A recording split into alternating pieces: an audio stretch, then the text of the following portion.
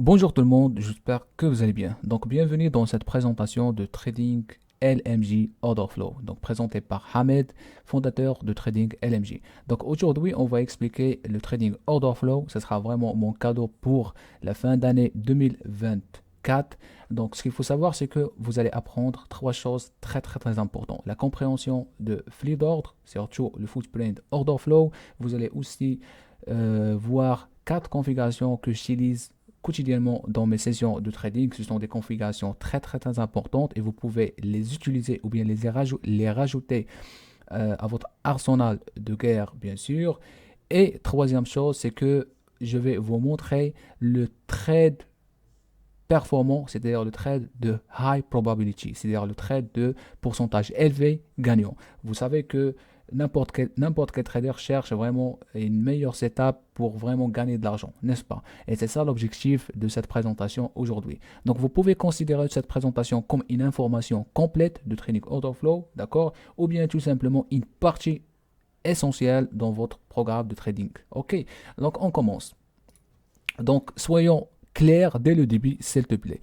Donc vous devrez prendre des décisions en matière de trading tout seul. D'accord? C'est ça le trading réel. Donc, il faut vraiment, c'est toi le responsable, c'est toi qui prends les décisions en matière de trading tout seul. Donc, il faut vraiment pas se baser sur quelqu'un d'autre. Il faut pas vraiment chercher des signaux ou bien trouver quelqu'un qui va vous donner des signaux. Donc, il faut vraiment absolument pas penser de cette manière. Puisque vous êtes dans le trading, donc c'est toi le responsable. Ce que je fais tout simplement, c'est de vous rapporter de la valeur. C'est ma vision comment je vois le trading order flow et je vous donne les meilleures possibilités pour réussir dans ce domaine à partir de ma vision de trading order flow. Donc le flux d'ordre n'est pas un système de trading feu rouge ou bien vert, mais lorsque vous comprendrez le flux d'ordre, vous comprendrez le marché et les décisions deviendront claires et précises. Donc ça c'est la partie la plus importante, deviendront claires et précises. Pourquoi? Parce que lorsque vous traitez à l'intérieur de la barre ou bien lorsque vous utilisez un logiciel de flux d'ordre, tout simplement vous traitez ou analysez l'information, d'accord, primaire. Lorsqu'on parle de l'information primaire, c'est l'information de volume qui existe sur le bid et en même temps qui existe sur le ask, d'accord. Et il faut vous commencer d'apprendre et comprendre comment il fonctionne le bid et ask, c'est-à-dire l'offre et la demande, vous arrivez à créer tout seul des setups où vous arrivez à comprendre les joueurs, c'est-à-dire les smart money, d'accord. Donc, chaque trader devrait avoir mis en place qu'elle est à l'affût de chaque jour de négociation. J'ai plusieurs configurations pour lesquelles je suis toujours en train de scanner le marché. Lorsque vous négociez avec le flux d'ordre, vous voyez constamment le marché se développer et vous présenter des opportunités. Et c'est réel. Pourquoi? Parce que tout simplement, vous voyez l'offre en évolution, vous comprenez que ce sont les vendeurs agressifs qui contrôlent. Vous voyez la demande en évolution, vous comprenez que la demande est plus forte que l'offre, cela signifie que la valeur maintenant négociée est de plus en plus haut. D'accord? Mais il reste aussi une chose qui est très importante à savoir, c'est que c'est pas parce que vous avez des acheteurs agressifs qui contrôlent, cela c'est bon. Cela signifie qu'on doit acheter, ou bien le contraire. Non, tu dois aussi comprendre qu'il y a vraiment ce qu'on appelle la valeur élevée, la valeur baissée, la valeur en équilibre, et tout ça, on va l'expliquer aujourd'hui. D'accord? Mais le plus important à savoir, c'est qu'avec l'utilisation de Order Flow, Footprint, ou bien n'importe quel logiciel de Footprint, vous êtes au bon voie. C'est-à-dire, c'est là où vous allez commencer d'évoluer. D'accord? Donc, si vous négociez uniquement en utilisant des indicateurs basés sur le prix, vous obtenez des règles strictes à suivre sur le moment de prendre une transaction. Même si cela n'a aucun sens de prendre une transaction, tout simplement. Si vous utilisez les indicateurs basés sur le prix, vous avez des règles à suivre, d'accord? Vous avez le RSI en bas, d'accord? Vous avez le prix qui diverge avec le RSI, donc vous cherchez tout simplement à exécuter les divergences. Et en même temps, le contraire, si vous utilisez le MACD. Le MACD croise le zéro, donc vous cherchez des opportunités d'achat. Mais le problème, c'est que si vous négociez en utilisant le MACD, vous effectuez une transaction lorsque la ligne MACD croise zéro sur l'histogramme, n'est-ce pas? En plus d'être à la traîne du marché, au moment où la ligne MACD franchit le zéro, le marché a peut-être déjà fait son mouvement majeur. Et au moment où vous entrez sur le marché, Donc, elle est trop tard. Vous ne faites que ramasser les restes de table laissés par le mouvement et surtout laissés par les traders institutionnels. C'est-à-dire, lorsque tu utilises tout simplement les indicateurs basés sur le prix, ce qu'il faut savoir, c'est que vous pariez contre le marché. Pourquoi? Parce que les indicateurs basés sur le prix ils agissent en dernier, d'accord?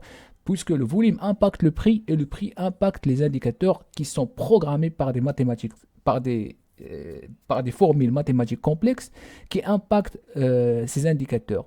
Du coup, si vous voyez ici, on a déjà sur le flux d'ordre ou bien le footprint une configuration de vente. Donc, je ne sais pas ici si je peux agrandir.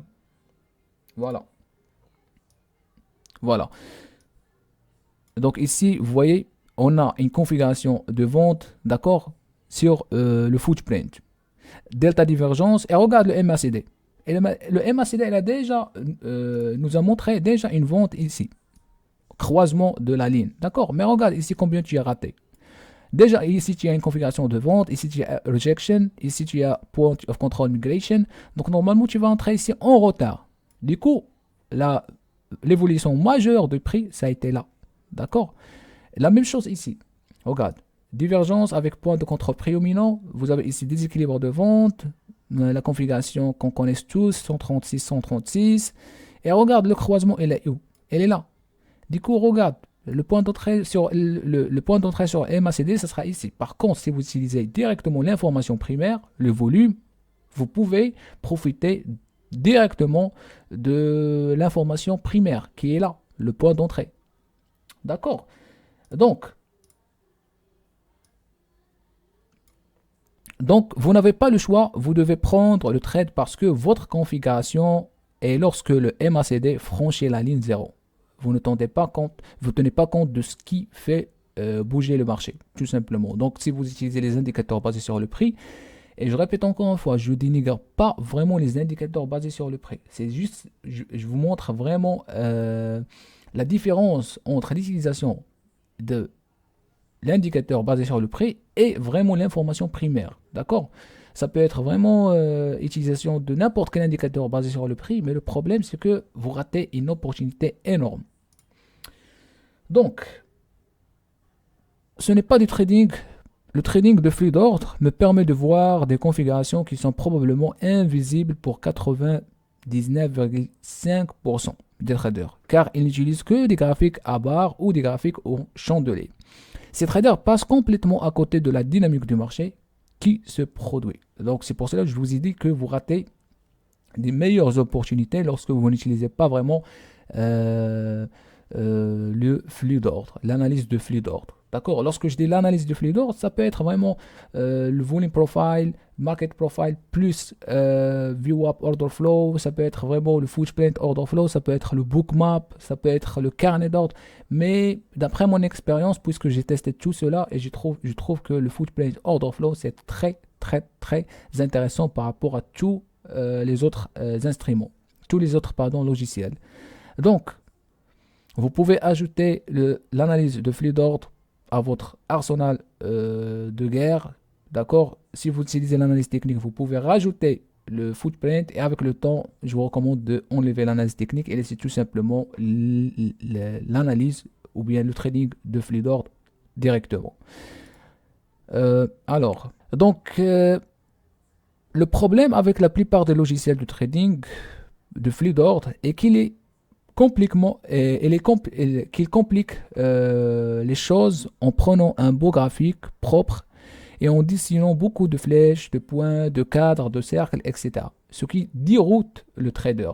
Donc regarde, par exemple ici vous avez, je ne sais pas en fait d'où vient cette plateforme ou bien d'où vient vraiment cette plateforme ou bien cette graphique. Mais ce qu'il faut savoir, c'est que vous devez vraiment laisser les choses simples en trading, tout simplement. En fait, ça sert à rien de rajouter des indicateurs et en même temps d'utiliser des indicateurs de volume, des indicateurs de prix pour obtenir un meilleur résultat. Parce qu'au final, je sais que plus vous rajoutez des indicateurs, plus vous ratez énormément d'opportunités. Pourquoi? Parce que au final, pouvez pas vraiment se concentrer sur tous ces signaux, d'accord, ou bien sur tous ces indicateurs. Donc, par exemple, dans cette image, je trouve ça, c'est faux. Vous avez plusieurs indicateurs en bas et en même temps des indicateurs à droite, à gauche. C'est pas vraiment du trading. En fait, laissez les choses simples. Lorsque vous vous concentrez vraiment sur ce qui est très important ou bien les éléments qui contribuent au changement des conditions du marché, et ces éléments, ce sont essentiels pour chaque trader. Lorsque je dis en fait les éléments principaux, je parle de déséquilibre, delta, point de contrôle, volume, bid et ask. En fait, ça, c'est les éléments principaux. Donc lorsque vous comprenez ce qui fait bouger le marché, vous n'avez pas besoin de toutes sortes de lumières clignotantes sur votre écran. Tout simplement, utilisez ce qui est compatible à votre système de trading. D'accord. Oui, tu peux utiliser le bookmap, tu peux utiliser le carnet d'ordre, mais laissez les choses simples. À savoir que lorsqu'on parle de carnet d'ordre de Jigsaw, il y a plusieurs paramétrages. Il y a plusieurs choses à ajouter sur le carnet d'ordre de Jigsaw, mais tu ne peux pas utiliser tous ces paramétrages. Lorsqu'on parle de bookmap, il y a plusieurs paramétrages. Il y a le MBO data, et le MBO data, c'est un autre domaine, je trouve. Vraiment, c'est un domaine de plus. Ça, j'avoue que ça, c'est un domaine de level 3. Donc, lorsqu'on parle de footprint order flow, encore, il y a beaucoup de paramétrages, mais tu ne peux pas utiliser tous ces paramétrages. D'accord. Donc, alors, je m'excuse. Voilà. Donc, je partage avec vous quelques configurations de trading que je recherche chaque jour. Ces configurations ne peuvent être vues que sur un graphique de footprint. D'accord. Si vous n'avez pas footprint, vous ne pouvez pas le voir, tout simplement. Donc, et c'est ce qui les rend d'autant plus puissants. C'est-à-dire, c'est parce que, en fait, parce que tu utilises le footprint, tu peux vraiment avoir quelque chose qui est vraiment, comment on dit, qui est vraiment, dans laquelle il y a d'autres traders qui ne peuvent pas avoir ça. D'accord. Surtout qu'ils n'utilisent pas le trading, l'analyse de footprint. D'accord. Donc tu peux voir quelque chose de révélateur, alors d'autres, quelqu'un, il ne peut pas voir ça. Surtout lorsqu'ils utilisent des graphiques basés sur le prix et des graphiques des analyses basées sur le prix. C'est-à-dire ils n'utilisent pas des logiciels basés sur le volume. Ils ne peuvent pas voir ça. Donc, ça c'est une image explicative de l'information existante déjà sur le footprint. Par exemple, regarde, ici on a donc ça c'est donc dans tous les cas. Ici, vous voyez, ça, c'est le point de contrôle, d'accord? La couleur qui est en rouge, ça, ce qu'on appelle déséquilibre de vente, 685. On va expliquer ça aussi. Vous avez ici, à gauche, vous avez le ask, pardon, le bid à gauche, et puis à droite, vous avez le ask. C'est-à-dire, le ask, c'est l'offre, le bid, c'est la demande, d'accord? Vous avez aussi sur le delta volume. Donc le delta, c'est la différence entre les vendeurs et les acheteurs agressifs. Donc vous faites le ask moins le bid. Par exemple, le delta ici 71. Et tout ça, ce sont des informations, vraiment des informations primordiales, des informations importantes à savoir. Donc ici, la même chose, vous avez le volume. Donc ici, vous avez le volume profile, d'accord? Ou bien le profile tout simplement. Vous avez les barres lorsqu'elles représentent un volume très important. Pourquoi ici on a le profile, il est assez grand? Parce que nous avons le delta, d'accord? Ça c'est le profile de delta. C'est pour cela que vous voyez la barre ici large, même si on a le point de contrôle ici. Donc, vous voyez, là vous comprenez que sur chaque niveau de prix, on a vraiment des contrats à négocier et on comprend que les prix ne sont pas égaux. C'est-à-dire, il ne faut pas traiter les prix de la même manière. Donc les prix ne sont pas identiques. Par exemple, toi, tu penses que, ou bien tu vois que ça, c'est le prix réel pour acheter. Moi, j'estime que le prix réel pour acheter, c'est à peu près 4346. Et chacun de nous pense c'est pas chacun de nous, mais après, les traders chartistes basés price action, ils pensent en fonction du prix.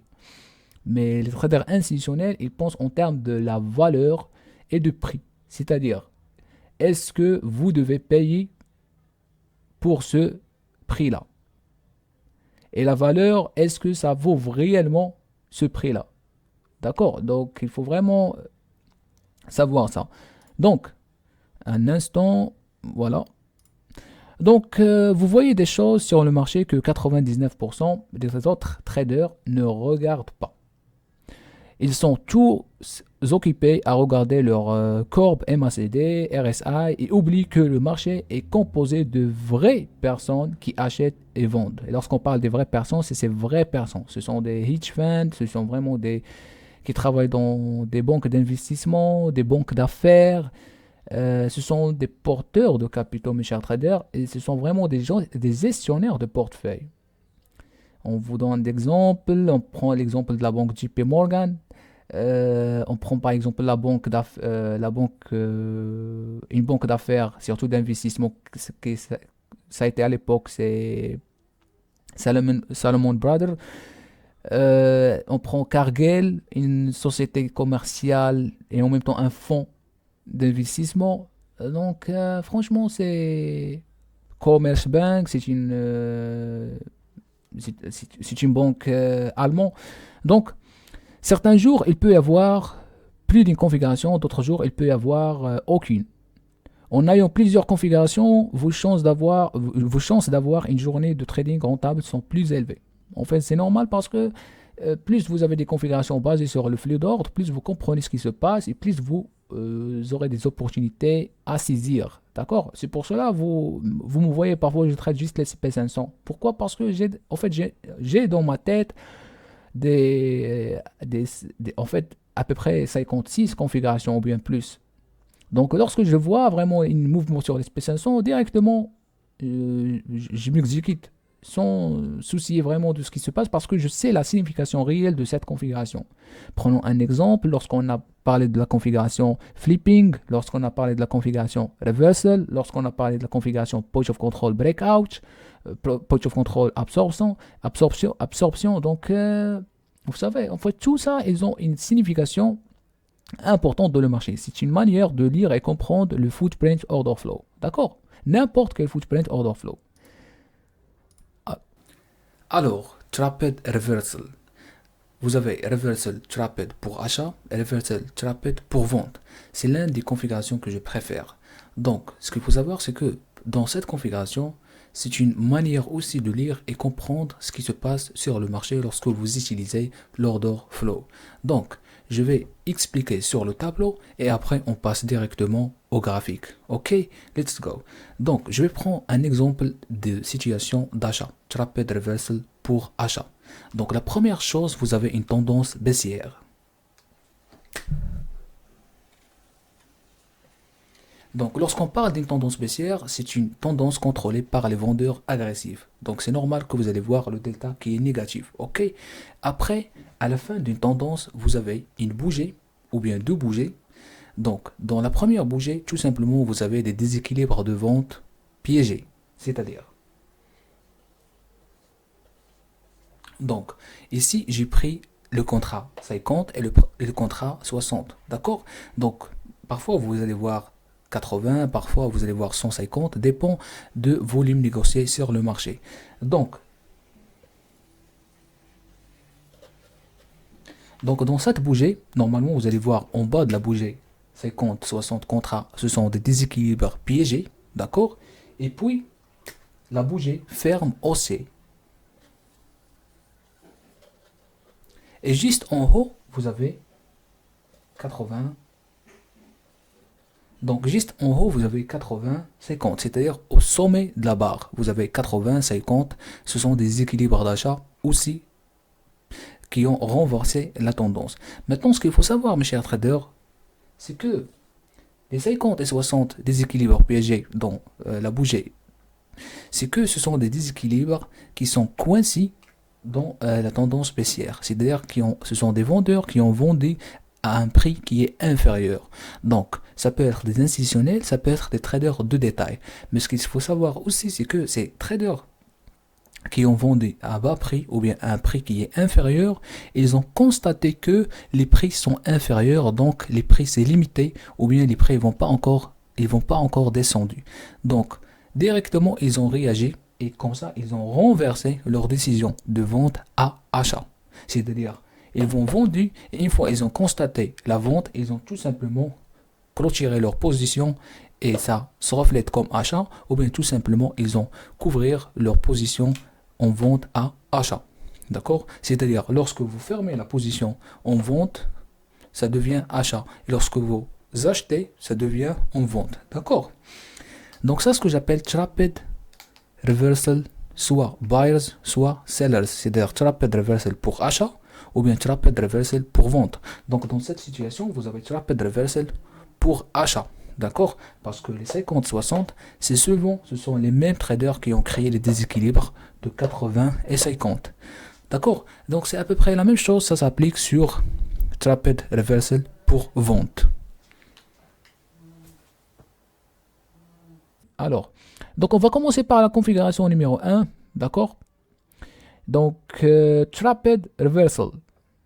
Je l'ai nommé Trapped Reversal parce que après des recherches, j'ai vraiment compris que c'est la nomination correcte. Trapped Reversal. Donc, ma première configuration s'appelle Trapped Reversal.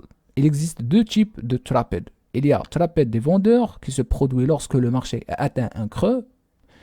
Et il y a un Trapped des acheteurs qui se produit lorsque le marché atteint un sommet. Donc, souvent, vous avez un marché en évolution haussière et puis il atteint un sommet, ou bien tout simplement en évolution baissière, il atteint creux. D'accord? Les Trapped, les Trapped reversals sont causés lorsqu'il y a plusieurs déséquilibres d'achat et de vente empilés dans une barre qui s'inverse. Donc, on va parler de Trapped Reversal pour achat. Je vais vous montrer des exemples. Je vais vous expliquer ça de manière détaillée. D'accord? Et on va parler aussi de Trapped Reversal pour vente. Donc, lorsqu'on parle de Trapped Reversal pour achat, alors permettez-moi.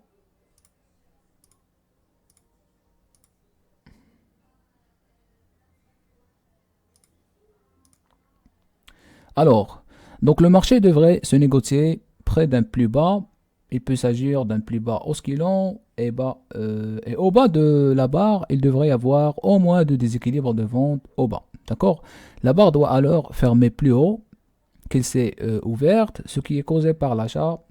Il devrait alors y avoir au moins deux déséquilibres d'achat à la hausse. Ce qui se passe, c'est que les traders pensent que le marché va atteindre de nouveaux plus bas, alors ils commencent à vendre le marché de manière agressive, provoquant des déséquilibres de vente au plus bas. Donc ces vendeurs rencontrent des acheteurs institutionnels passifs qui soutiennent le marché. Une fois que le marché ne peut plus baisser, il commence à rebondir. Les vendeurs qui ont vendu au plus bas n'ont d'autre choix que de couvrir leurs ventes en rachetant agressivement, ce qui fait monter les prix. Donc ces vendeurs ont été piégés. Donc je vais vous expliquer rapidement, comme ça vous allez me comprendre. Donc ici vous avez Trapped pour achat, Reversal. Vous avez une tendance baissière, d'accord? Et après vous avez des déséquilibres de vente, par exemple 600, 500, d'accord? Après la bougie tout simplement a fermé haussier, comme ça. Et d'ailleurs ce qu'il faut savoir c'est que vous pouvez voir deux bougies et je vais vous montrer les exemples. Donc vous avez des déséquilibres de vente en bas et puis ces déséquilibres deviennent acheteurs. Ça peut être dans la période de deux barres, ça peut être dans la période d'une seule barre. Par exemple, dans cet exemple, les 600 et 500, ça peut être 300 et puis 400. D'accord? Donc tout simplement, ils ont changé d'avis, ils ont compris que la tendance baissière est terminée puisqu'ils ils sont piégés par les acheteurs. Ils ont vendu au plus bas. D'accord? C'est-à-dire, quelqu'un qui vend au plus bas à un prix qui est moins cher, il paye trop cher. Pourquoi? Parce que les acheteurs s'intéressent par le prix, du coup, ils vont commencer d'acheter à un prix inférieur. Et ce qui se passe, c'est que le marché monte. Du coup, ce qui se passe, c'est que ces institutionnels ou bien ces vendeurs agressifs qui ont vendu, ils changent d'avis pour sortir ou bien pour couvrir leur short. Comment ils vont couvrir? Tout simplement, ils renversent la position ou bien ils clôturent leur position de vente. Donc ici, regarde l'image. Donc nous avons cet exemple. Elle est là. Donc vous voyez, ici on a ces deux bougies. Parfois ça peut être dans une seule bougie. Donc, vous avez une tendance baissière avec un point de contrôle de plus en plus bas. On approche un séquençage d'ordre et puis vous avez des déséquilibres de vente. Donc, je ne sais pas si vous voyez les chiffres, mais on a à peu près 69, 80 et 18. OK? Et regarde ce qui se passe. Une fois le marché descend, après, directement, on a une réaction de deux équilibres jusqu'à 3, 72, 39 et puis 148. Et ça, c'est pas au hasard. D'accord? Ça, c'est une manière de lire et interpréter le footprint. Et ça, ce qu'on appelle Trapped Reversal, achat. C'est-à-dire, les vendeurs deviennent acheteurs. Les vendeurs agressifs qui sont piégés deviennent acheteurs et changent d'avis. Et ça crée, c'est eux qui créent les déséquilibres. D'accord? C'est-à-dire, les acteurs des marchés qui ont vendu ici, c'est eux qui ont acheté ici. Tout simplement. C'est pas au hasard, mais vous avez des équilibres ici et des équilibres ici. D'accord? Une fois que les traders ont réalisé que le marché n'allait pas baisser, ils ont commencé à se précipiter, à acheter de manière agressive ce qui était proposé et cela s'est même répandu dans la barre suivante. Donc ici, j'ai écrit que peut produire sur la période de 2 barres. D'accord? Donc c'est pas vraiment quelque chose qui est difficile, mais regardez avec moi ici les chiffres 58, 60, 49. Ce sont des vendeurs qui ont vendu tout simplement piégés. D'accord? C'est ce qu'on appelle aussi capitulation. Trop pour rejoindre toujours le mouvement en dernier. Et puis vous voyez, ils ont constaté, ou bien la plupart des traders ici, ils ont constaté que le marché ne va pas baisser. Et ce qui se passe, ils vont changer leur direction d'achat. Leur décision, au lieu de vendre, ils vont commencer d'acheter. Ok. Ici, un autre exemple. La même chose ici en bas. Regarde, vous avez une tendance baissière. Comme d'habitude, à la fin d'une tendance, vous commencez de voir des déséquilibres de vente. Donc ici, vous avez un déséquilibre 160. Ici, vous avez 106. Et ici, vous avez 290. Après, regarde, vous avez un sweep level et en plus de ça, deux déséquilibres d'achat. 32, 42. D'accord? Donc, ça, c'est le plus important. C'est cette barre-là, lorsque vous voyez 150, 250, et puis vous voyez un sweep level qui vient de sortir. Et lorsque vous calculez la taille de contrat de ce sweep level qui est là, donc 58 plus 27 plus 32. Donc, déjà, ça fait 100. Plus 42, ça fait déjà 150 et quelques. Donc, c'est bien sûr, évidemment, que les 290, il a changé sa décision de vente à achat. Pourquoi? Parce qu'il a constaté qu'il a fait erreur de vente à un prix moins cher, au prix moins cher. D'accord? Et du coup, regarde, ça représente un beau trade dans lequel le marché continue à monter puisque les prix sont inférieurs ou bien les prix sont bas. Sans compter, on prend en considération le delta. Vous voyez le delta 194, 194 et ainsi de suite. Donc ici, le troisième exemple de Trapped Reversal achat, dans lequel la même chose, ça se passe. Donc une fois que les traders ont réalisé que le marché n'allait pas baisser, ils ont commencé à se précipiter et acheter de manière agressive ce qui était proposé. Et cela s'est même répandu dans la barre suivante. Donc, j'agrandir. Voilà.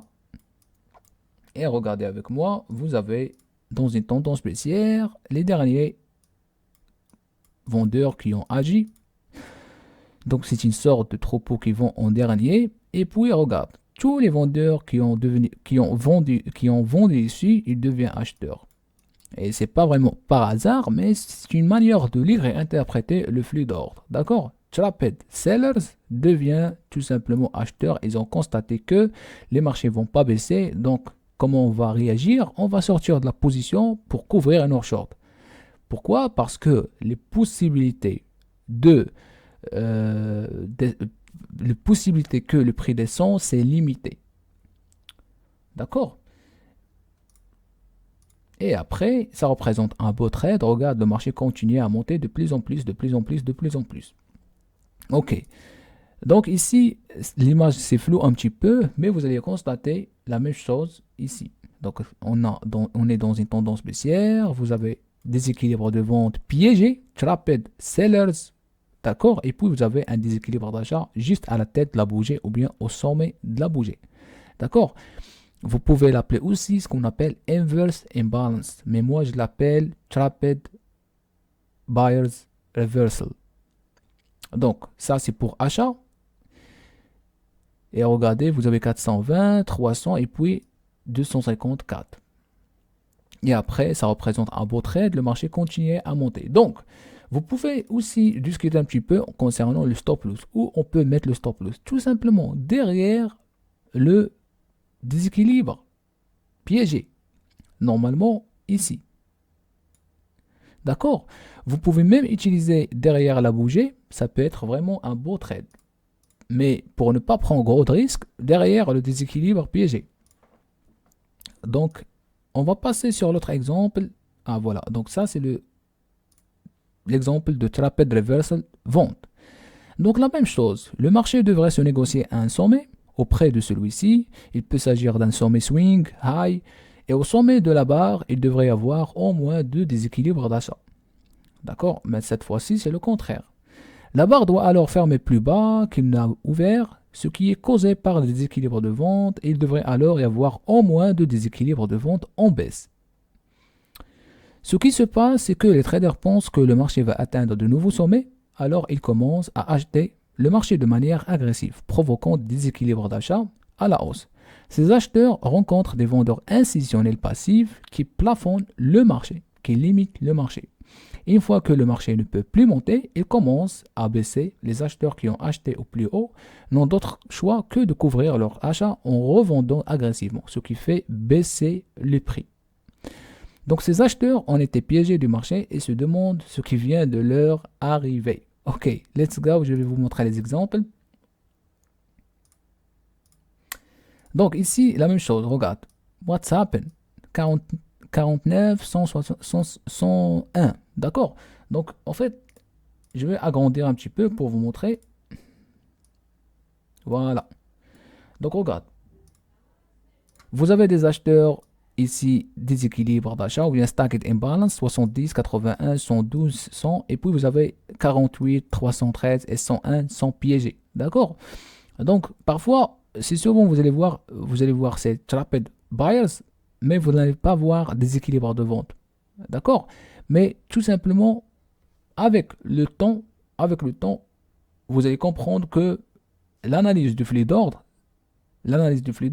dépend aussi de trapped buyers sans avoir les déséquilibres de vente. D'accord? Effectivement, la configuration que j'ai présentée insiste sur le fait d'avoir des déséquilibres de vente si on a un trapped reversal de vente. D'accord? Mais lorsque vraiment vous commencez de comprendre comment interpréter les mouvements de flux d'ordre, footprint, c'est bon, vous comprenez, est-ce que c'est un mouvement piégé par les acheteurs ou bien c'est un mouvement tout simplement simple? Alors le marché va continuer. Mais ici, on voit 101, 313, 48 sont piégés, sont coincés. D'accord? Ils achètent ici 101, 313, 48. Du coup, ils n'arrivent pas vraiment ils restent coincés ici, donc ils n'arrivent pas à augmenter le price. Pourquoi? Parce que tout simplement, ils sont absorbés par d'autres vendeurs passifs institutionnels. Du coup, ici, vous voyez même leur réaction, je pense, mais probablement, ils ont vendu ici, ils ont vendu ici. Dans tous les cas, ils sont coincés. D'accord? Et après, regardez la réaction du marché a été baissée. Ok, notre exemple, ici, la même chose. Regarde, ça, c'est dans la période de 2 barres. Les acheteurs au plus haut ont été piégés du marché et ont été contraints de couvrir leur position longue afin de ne pas perdre plus d'argent. Fondamentalement, avec Traped, vous avez deux forces opposées dans la période du marché aux extrémités. L'une de l'autre, un côté est intrinsèquement plus fort et fera évoluer le marché dans cette direction. Ok, j'agrandirai un petit peu. Voilà. Regarde. Vous avez ici des équilibres d'achat 87, 104, 72. Et regarde, juste à la fin de la bougie haussière, vous avez ici une bougie baissière avec quoi? Ici 87, 33, 230. C'est pas au hasard. En fait, ils ont constaté que ça marche. Le marché va pas vraiment atteindre encore un nouveau sommet. Et d'ailleurs, regarde ici, déjà on a 109, 165, 122, 136. Mais ici, la bougie, ici vous avez un déséquilibre de vente 1911. Mais la bougie, elle est terminée haussière. Mais ici, regarde. Aussi, ça, c'est un signal de renversement. C'est pour ça qu'on a appelé ça Traped Reversal Buyers pour vente. Donc ici, regarde, les acheteurs qui ont acheté ici, ils ont constaté que c'est bon, le marché vraiment atteint les sommets, on achète au prix élevé, donc c'est pas la peine pour continuer de forcer le marché à monter. Donc qu'est-ce qu'on va faire? On va couvrir une position longue. Comment on va couvrir une position longue? Tout simplement, on va sortir de la position ou bien rejoindre mouvement baissière. D'accord? Puisque vous êtes acheteur ici, pour couvrir, tu dois tout simplement acheter. Tu dois tout simplement vendre. D'accord? C'est pas encore acheter parce que tu achètes au plus haut.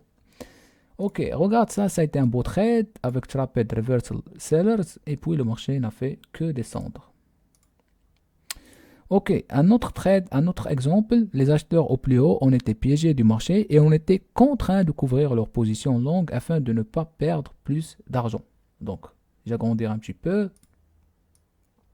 Voilà. Et regarde la réaction du marché. Marché en train de monter, monter, monter, monter, monter. Et puis vous avez 212, 120, c'est une bougie rouge. Et vous avez 60 et puis 102.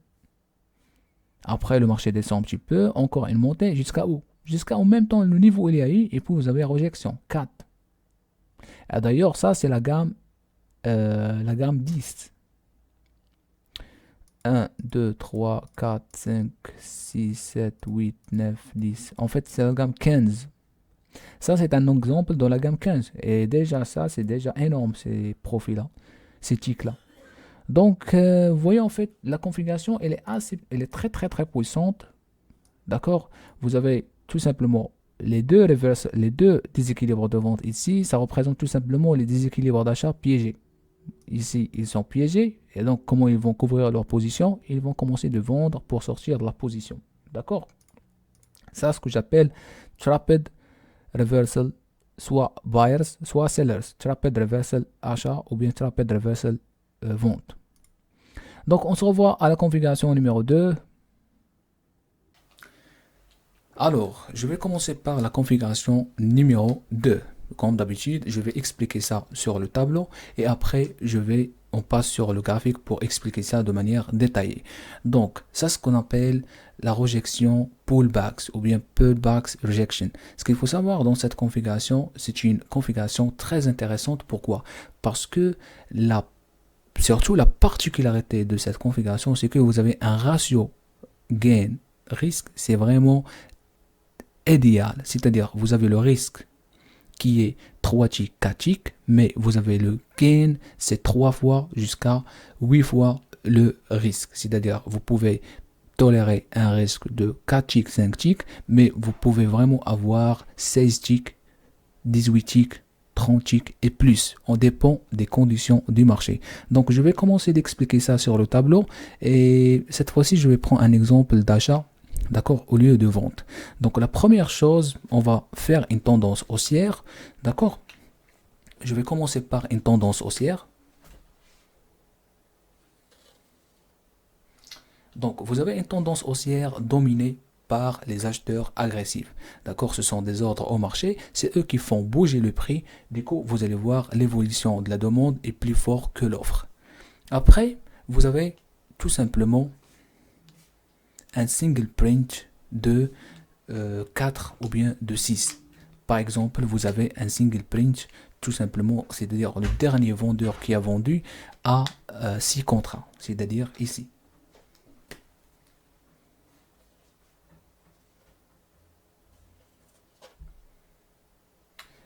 Donc, le single print, c'est ce qu'on appelle la rejection ou bien exhaustion print. C'est-à-dire, le marché était en train de descendre et lorsque il est arrivé à un certain niveau de prix, on a eu vraiment 6 contrats et lorsque les vendeurs ils veulent recharger de plus, le marché a rejeté à ce niveau de prix. Du coup, on a juste 6 contrats à négocier sur ce niveau de prix. Donc le marché il a réagi encore vers le haut. Ok. Maintenant, après quelques périodes ou bien quelques moments, Le marché, tout simplement, il a descendu dû au fait que l'offre maintenant est plus forte que la demande. Donc, dans cette situation, le marché, il va redescendre jusqu'à où? Jusqu'à le single print. C'est-à-dire, il va faire le pullback sur le single print. C'est ce qu'on appelle pullback rejection. Et ça, la configuration dans laquelle j'utilise parfois dans mes sessions de trading. Donc, ça, ce que j'appelle aussi pullback rejection. Elle est très, très, très importante. Et le marché vient de faire pullback sur le single print. Donc, le marché vient de faire le pullback sur le single print qui est là. Après, bien sûr, le marché, il va monter.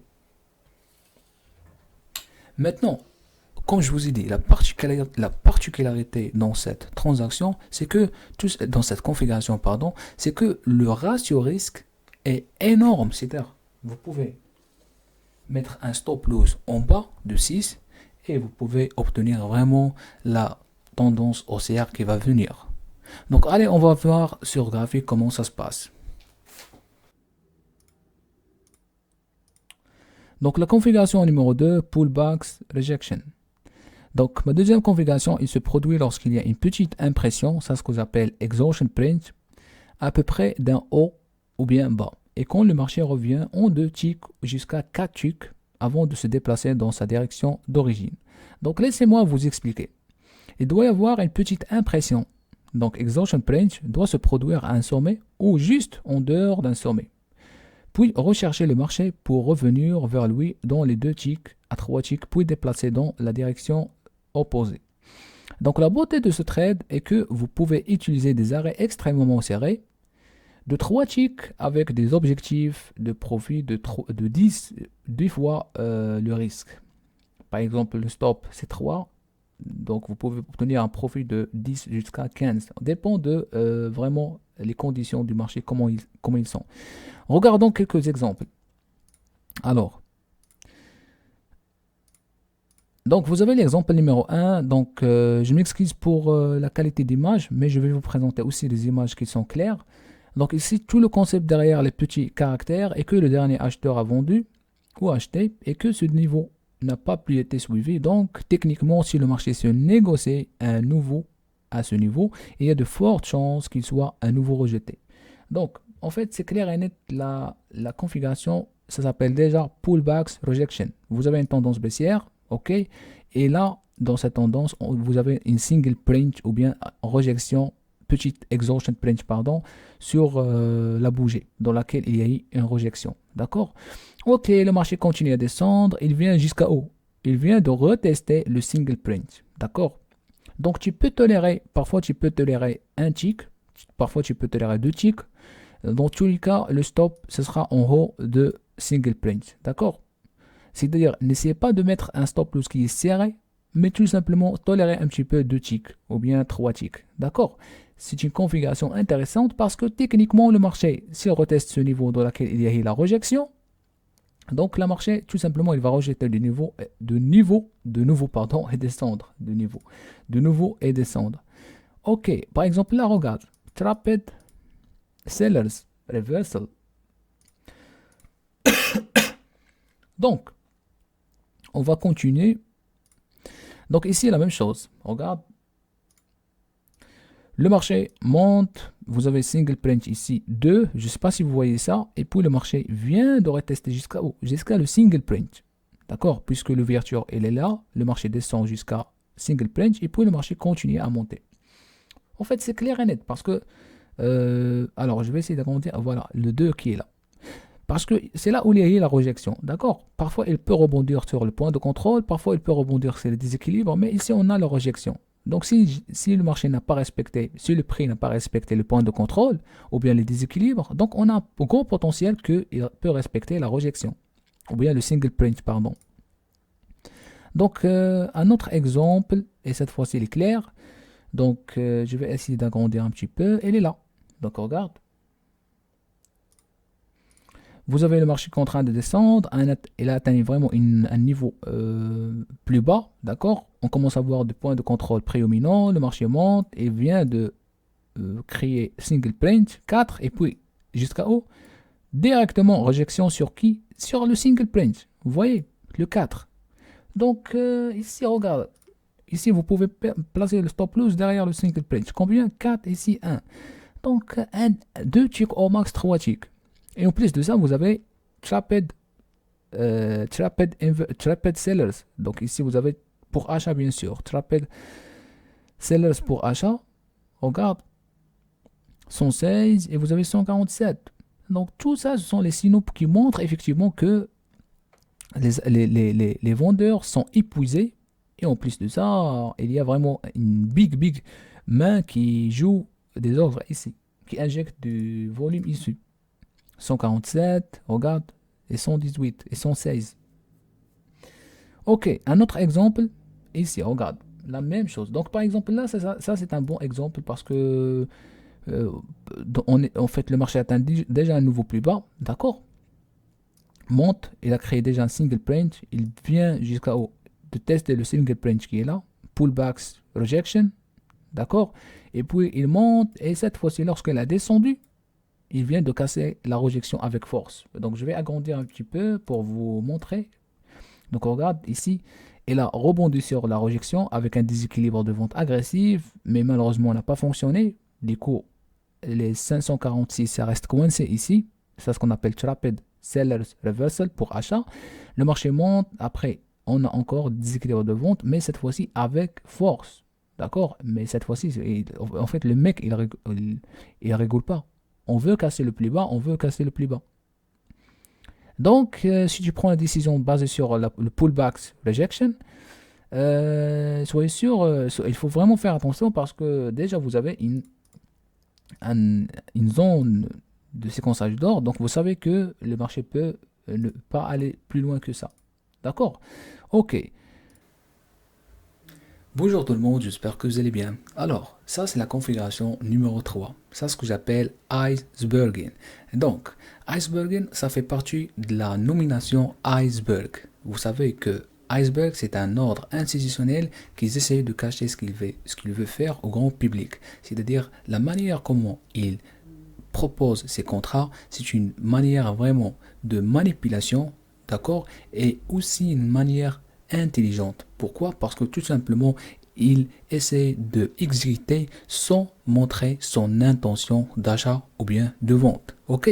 Donc, mais avec le flux d'ordre, vous pouvez tout simplement déterminer ses contrats. C'est-à-dire, vous pouvez voir combien il a acheté et combien il a vendu, justement avec le flux d'ordre. Donc, c'est pour cela que je l'appelle iceberging. Donc, ça fait partie de iceberg. Pourquoi? Parce que il essaye d'iceberg sa commande sur un certain niveau de prix.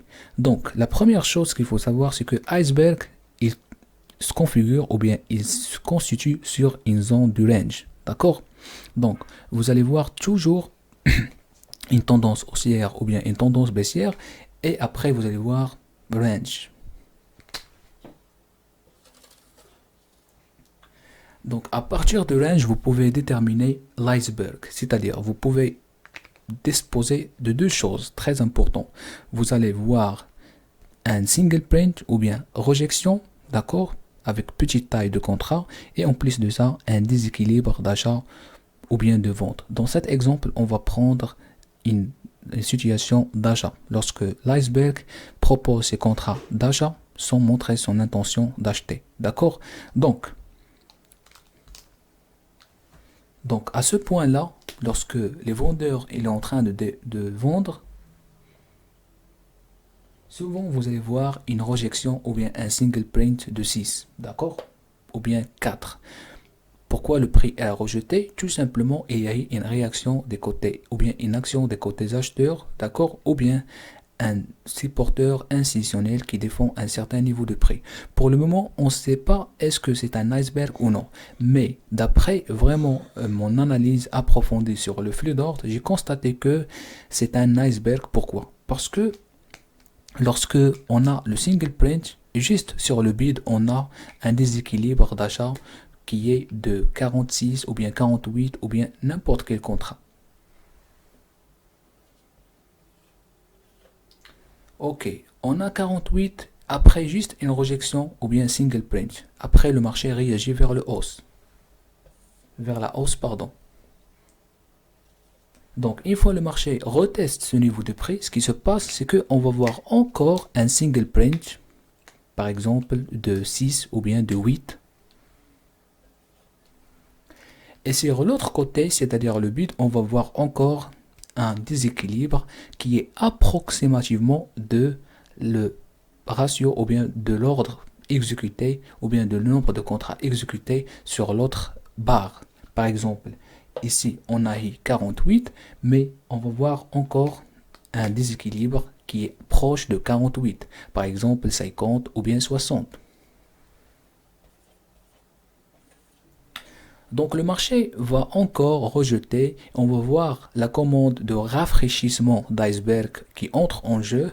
Après le marché va réagir vers la hausse et probablement à ce moment-là, il va s'éclater lorsqu'on va voir 3 tentatives de iceberg qui essayent de exécuter sans montrer son intention d'achat. Donc à ce moment-là, vous allez voir l'iceberg, il termine ses commandes et commencez de voir l'orientation du prix supportée par des traders court terme qui créent des déséquilibres d'achat de plus en plus. Mais parfois, vous allez voir une série de rafraîchissements vient de l'iceberg qui commence avec 100 ou bien 150 ou bien 108. L'essentiel, c'est que vous allez voir des ordres identiques avec un déséquilibre, c'est-à-dire, c'est pas identique, mais ce sont similaires. Par exemple, 48, 60, 80. Pourquoi tu peux détecter ça? Parce que tout simplement, tu as eu une rejection et dès la rejection, tu as eu un rafraîchissement ou bien un rechargement. C'est ce qu'on appelle aussi reloading. 48 contrats ou bien 50 contrats. La prochaine tentative, à peu près au même niveau ou bien un niveau qui est bas, mais il n'y a pas vraiment une grande différence, une différence de 2 ticks ou bien 3 ticks, selon l'instrument que vous tradez, et vous allez voir encore un rechargement de plus, 60. Donc, pour expliquer ça de manière encore plus claire, on passe au graphique.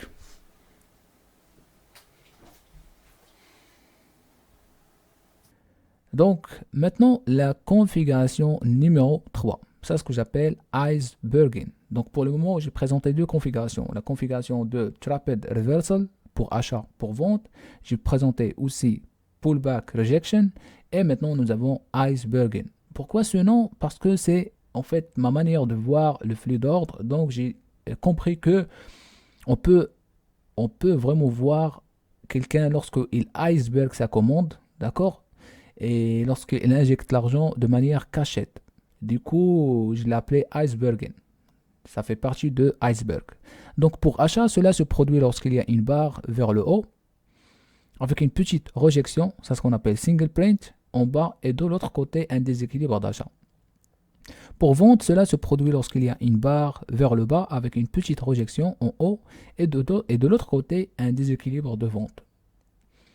L'importance de cette configuration est qu'elle se produit après une quantité importante de volume échangé, généralement dans un ordre iceberg.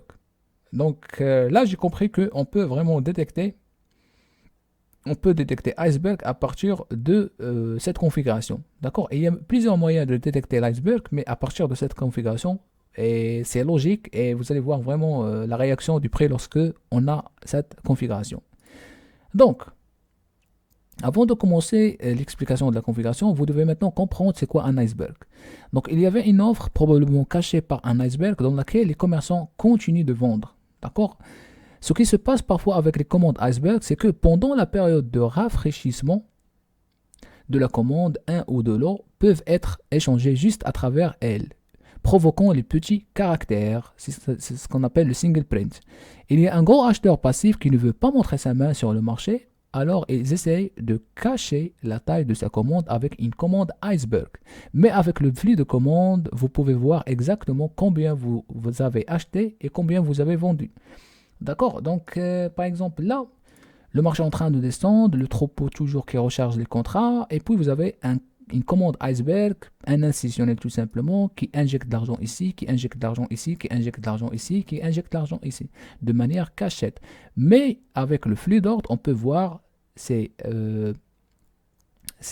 rechargements ou bien ces rafraîchissements de contrats iceberg de manière vraiment visible.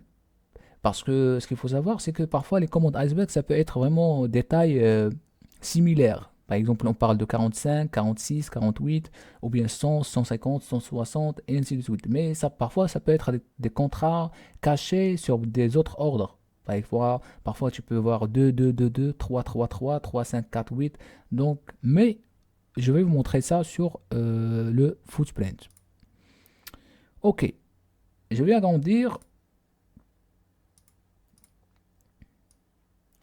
Ok, donc ce qu'il faut savoir, mes chers traders, c'est que l'iceberg, ils essayent toujours de cacher ce qu'il veut faire au grand public, d'accord? Le grand public, tout simplement, c'est le troupeau. Donc, souvent, vous allez voir l'iceberg, c'est eux qui créent les ondes de support résistance, parfois, d'accord? Et parfois, il peut être euh, parfois, tu peux voir, il y a une différence de deux niveaux ou bien trois niveaux. C'est-à-dire, il peut, par exemple, exécuter sur le niveau 1, il peut exécuter sur le niveau 2, il peut exécuter sur le niveau 3. D'accord? En fonction de l'offre et la demande et en fonction de taille de contrat négocié. Troisième chose, c'est que l'iceberg, il peut aussi créer ce qu'on appelle les absorptions. D'accord? Donc, il peut lui-même créer des absorptions. Donc, regarde. Vous avez tendance baissière et puis vous avez ici rejection, petite rejection, d'accord, avec un déséquilibre d'achat. 29. Ok. Donc, maintenant, regarde, la réaction du marché, il continue de monter, il vient de descendre jusqu'à où? Jusqu'à à peu près la zone, là où il y a eu le déséquilibre, là où il y a eu l'iceberg. Donc, cette zone. Nous, on s'intéresse pas, pour le moment, on s'intéresse pas par ça. Donc, mais on a besoin de voir ce qui se passe lorsque le marché reteste ce niveau-là. Lorsque le marché reteste ce niveau-là, encore, rejection 4 et puis 39, 38 contrats. Donc, rappelez-vous, ici, on avait déjà 1 et puis 29. Ok, le marché monte un petit peu, descend. Cette fois-ci, on n'a pas eu rejection. Probablement, la transaction elle est passée cachette puisqu'on n'a pas eu vraiment, on a eu effectivement des équilibres de vente piégés. Mais regarde, une fois le marché encore monte, 4 et puis 35. Boum. Donc, tout ça, on comprend que ça, c'est un iceberg qui essaye de cacher ce qu'il veut faire au public. Dans la période de la phase, la période de rafraîchissement des contrats, on le voit 35, 38, 23. D'accord? Et regardez la réaction du marché après. Le marché continue à monter avec des sweep levels. La raison pour laquelle il fait ça, parce qu'il veut pas acheter, il veut pas acheter trop cher, à des prix élevés. Donc, il préfère acheter, par exemple, à ce niveau de prix, d'accord? Donc, c'est pour cela qu'il recharge à ces niveaux-là. Et parfois, tu peux voir vraiment des absorptions. Alors, je vais vous montrer le prochain exemple pour vous voyez. Ok. Donc, là. Donc, iceberging. Ok, regarde. Le marché est en train de descendre. Et ici, vous avez 3. Puis 41. Le marché descend, il monte, il descend, et puis vous avez 8 et puis 41. Vous trouvez ça, c'est au hasard? Non, c'est pas au hasard. Et juste après, regarde la réaction du marché. Boum. Tout ça, ce sont des déséquilibres. 91, 90, 101, 307, 249, 243. Donc c'est pas au hasard tout ça. En fait, parfois les marchés, ça a l'air imprévisible, non. Mais les marchés, ils ont leur propre. Les marchés sont vraiment logiques. Et la manière comment vous interprétez les marchés, parfois, qui est illogique. D'accord? Il faut vraiment savoir ça. Les marchés ne sont pas imprévisibles, mais la manière comment vous interprétez les marchés, qui est imprévisible. C'est pas parce que tu n'as pas compris un mouvement, donc tu vas dire que tu vas commenter que le marché sont aléatoires. Non. En fait, c'est juste une question de approfondir la lecture de Footprint, approfondir, comprendre de quoi il s'agit ce mouvement. Donc ici, on voit 3,41, puis ici 8,41. À peu près le même chiffre. Donc en fait, c'est souvent, en fait, c'est un iceberg qui liquide ses positions, ou bien c'est un iceberg qui sort de manière cachette. Et après, regarde tous ces déséquilibres de vente. Boum, boum, boum. Vous avez une tendance baissière, on atteint un prix qui est inférieur, et puis vous commencez à voir des déséquilibres. Ici, 41, 41. Donc ça, ce qu'on appelle iceberging. Ok, on va voir une autre configuration de iceberging. Donc ici, c'est clair et net la même chose. Donc regarde, vous avez une tendance baissière. Une tendance baissière. Le marché commence à décalée, donc c'est probablement une zone d'accumulation. On peut passer d'accumulation agressive à accumulation passive, mais ici, regarde, 8 et puis 34. Le marché monte, ici, 8 et puis 46.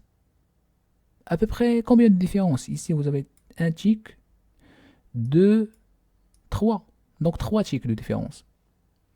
Et après, regardez les réactions du marché. Jusqu'à où? Jusqu'à le séquençage d'ordre. On commence à voir le delta de plus en plus haut. Le delta devient de plus en plus positif. Avec quoi? 35, 30, 136, 144. C'est ce qu'on appelle surtension delta.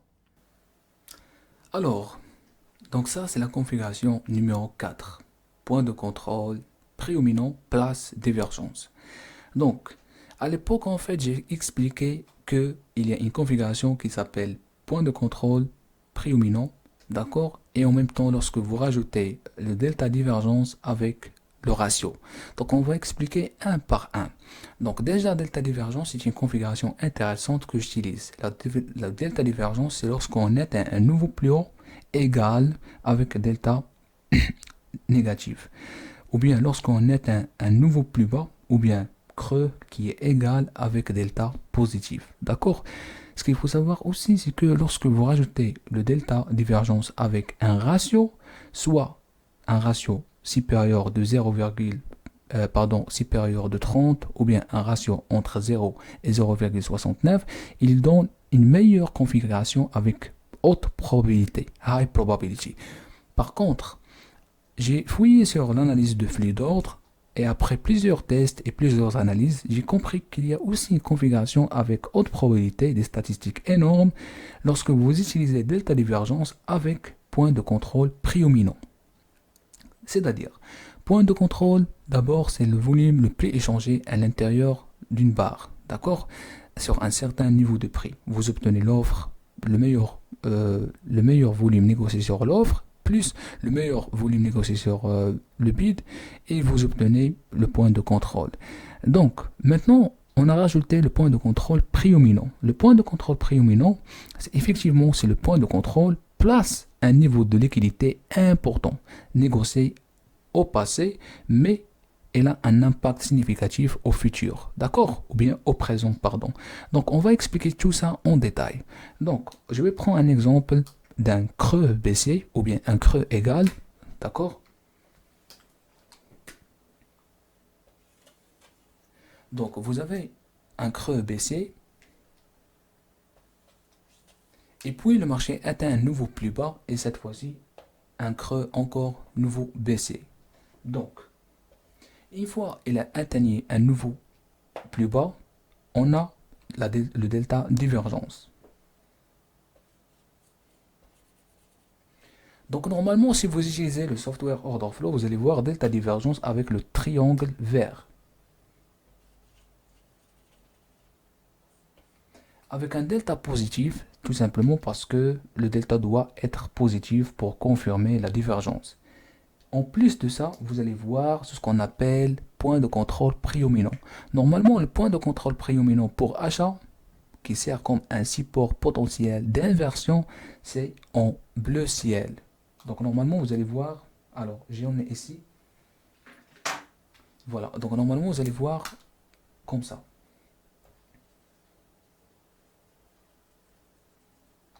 Donc vous allez voir un support sur un certain niveau de prix, comme ça, en bleu ciel. Ça, ce qu'on appelle point de contrôle prédominant. Et bien sûr, la réaction du marché, c'est énorme. C'est-à-dire le marché, une fois que vous allez voir delta divergence avec point de contrôle prédominant, vous allez voir la réaction du marché qui monte. Pourquoi? Parce que tout simplement, ce sont des informations qui contribuent au changement des conditions du marché. Et lorsqu'on parle de point de contrôle, c'est le volume le plus important à l'intérieur de la barre. Lorsqu'on parle de delta divergence est très connu et utilisé par plusieurs traders. D'accord? Lorsqu'on parle aussi de delta c'est la différence entre les vendeurs et les acheteurs agressifs. D'accord? Donc tout ça, ce sont des éléments essentiels dans c'est un élément essentiel pour chaque trader. Ils doivent utiliser ça dans leur arsenal de guerre. Donc on passe sur graphique pour expliquer ça de manière encore détaillée.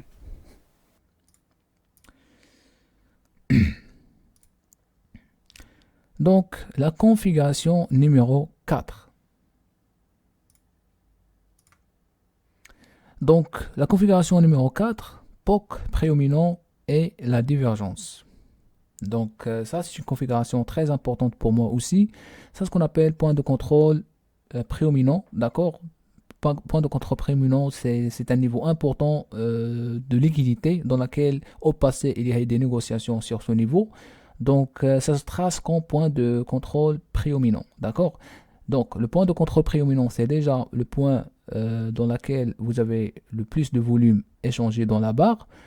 Et chaque barre, ou bien chaque chandelier, voilà, chaque barre a un point de contrôle qui signifie un point de volume important. Donc, lorsqu'on parle de POC prédominant, est un POC que je reconnais comme important dans l'analyse du flux d'ordre et se produit souvent lors des retournements de marché et fournit un support en résistance, mais c'est un signal potentiel de inversion ou bien de renversement. Maintenant, ici, vous avez la divergence. Vous savez c'est quoi la divergence? Donc, se produit lorsqu'un nouveau sommet ou un sommet égal, d'accord, est atteint sur un delta négatif ou bien lorsque un nouveau creux ou un creux égal est atteint sur un delta qui est positif. Donc, je cherche ici l'exemple, elle est là. Ok, j'ai agrandi. Donc voilà, vous avez la tendance toujours comme d'habitude baissière, contrôlée par les vendeurs agressifs. Et là, on est à un nouveau plus bas et vous avez le point de contrôle prédominant qui est en couleur bleu ciel, d'accord, et avec delta divergence, d'accord. Je préfère en fait ce signal, pourquoi? Parce que ce qu'il faut savoir, c'est qu'avec le flux d'ordre, vous pouvez intégrer plusieurs signaux, plusieurs confirmations. Et lorsque vous avez plusieurs confirmations, ça renforce l'opportunité d'achat ou de vente, d'accord. Par exemple, là, vous avez le delta divergence, vous avez le 29-29, vous avez des équilibres d'achat, et en plus de ça, vous avez le POC of control prédominant. Et après, regarde, c'est un beau commerce, le marché continue à monter de plus en plus, avec un delta qui est de plus positif de plus en plus, point de contrôle haussier de plus en plus, donc ça c'est déjà un signal intéressant pour moi. Ok, un autre signal de point de contrôle prédominant est delta divergence. Regarde, on est à un nouveau plus haut, d'accord, puisque on est à un nouveau plus haut ou égal, vous avez delta divergence, point de contrôle prédominant, déséquilibre de vente, et puis le marché continue à descendre. Donc ça, c'est un signal déjà important. Et la probabilité de ce signal, c'est vraiment, la probabilité de ce signal, c'est déjà importante. C'est déjà important. On parle vraiment d'une probabilité qui dépasse les 90%. Qui dépasse les 90%. Vous pouvez faire vous pouvez faire les backtests.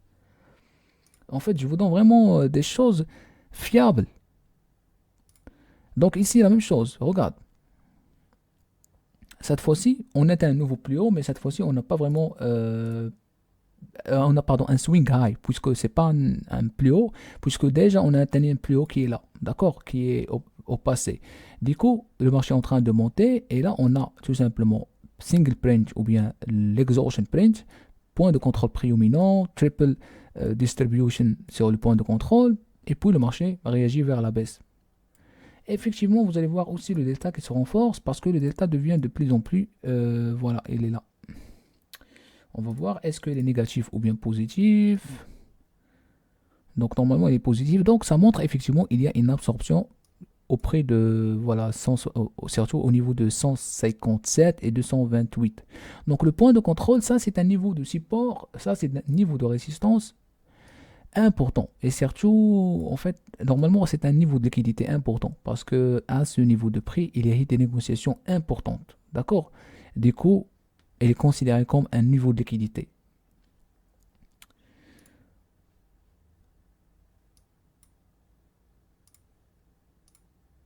Ok. Donc maintenant, je préfère voir acheter des configurations proches d'un creux ou d'un swing bas et vendre des configurations proches d'un haut ou d'un swing high. Tout simplement parce que, en fait, moi, je préfère. Il y a des configurations dans lesquelles j'achète au milieu d'un mouvement haussière ou bien d'un mouvement baissière. Mais souvent, j'achète au bas, au prix bas et je vends au plus haut. Soit j'achète je vends au haut, d'accord, et j'achète au plus bas. Pourquoi je fais ça? Parce que tout simplement, Parfois, je crains de acheter au milieu de la tendance et le marché retourne contre moi. D'accord? Parce que moi, j'estime, je trade en fonction de la valeur. Est-ce que la valeur haussière? Est-ce que la valeur baissière? Est-ce que la valeur en équilibre? Donc, quand le marché est loin de la valeur réelle et je vois des configurations après un mouvement, j'hésite un peu. J'hésite un peu de prendre la configuration. Donc, il en va de même pour les configurations d'achat après que le marché a augmenté. Donc, imaginez avec moi, tu as une tendance haussière et tu achètes à la fin de la tendance. En fait, c'est clair et net que tu as cette mentalité de troupeau. C'est pour cela que tu vas voir des déséquilibres d'achat à la fin d'une tendance et tu penses que effectivement ce sont des acheteurs qui ont l'intention d'achat. Mais ce sont juste des dump money, des traders de détail. Donc il s'agit de saisir le mouvement lorsque vous achetez, vous voulez le faire lorsque le prix est bas et non élevé. Il en va de même pour les ventes. Vous souhaitez vendre à des prix plus élevés plutôt qu'à des prix plus bas. Donc lorsque tu veux acheter, tu achètes tout simplement à des prix bas ici. D'accord? Et tu vends ici. Ou bien tu vends au plus haut, tu achètes ici. Donc c'est ça le game. Le game, c'est définir le contexte du marché et puis sélectionner les meilleures configurations d'achat ou bien de vente. Donc la beauté du trading avec le flux d'ordre est que vous pouvez voir à l'intérieur de la barre ou des chandeliers pour voir ce qui se passe réellement et voir pourquoi le marché évolue. Donc j'ai présenté 4 configurations de trading ne peuvent être vues et échangées que par un trader qui utilise le flux d'ordre. Aucune de ces transactions ne peut être vue à l'aide de graphiques à barre ou en chandelier traditionnel. Donc être un trader prospère consiste à gérer les risques et minimiser les pertes. D'accord? Avant de voir les profits, avant de voir vraiment d'entrer dans un trade et dire ok, on pense en termes de profit, le marché va nous donner ça et ça et ça. Non, il faut penser en termes de risque. Et surtout, le métier d'un trader, c'est de gérer le trade. Gérer le trade, minimiser le risque et en même temps minimiser les pertes. D'accord? En fait, il y a une grande différence des traders institutionnels et des traders de détail. Les traders de détail fonctionnent en termes de profit, en pourcentage de gain, en pourcentage de bénéfices. Les traders institutionnels, ils pensent en fonction de risque. Lorsqu'ils entrent en position, ils pensent en termes de risque. Combien je vais payer parce qu'ils entrent avec des gros tailles de contrat. Donc, les traders à succès font le meilleur usage possible des informations disponibles et les traitent de manière intelligente, c'est-à-dire avoir une bonne maîtrise des éléments de l'analyse du marché. Tant que vous maîtrisez vos logiciels, tant vous maîtrisez le delta, les déséquilibres, le volume, tant vous maîtrisez tous les paramètres, vous comprenez, vous commencez à interagir avec le marché et vous commencez de comprendre ce qui se passe réellement et instantanément. C'est-à-dire, vous faites face au présent. Donc, vous devez maintenant comprendre que le trading avec le flux d'ordre est la méthode la plus logique sur le marché. Soyez prêts pour l'innovation et le développement et n'essayez pas de dire qu'il est trop tard.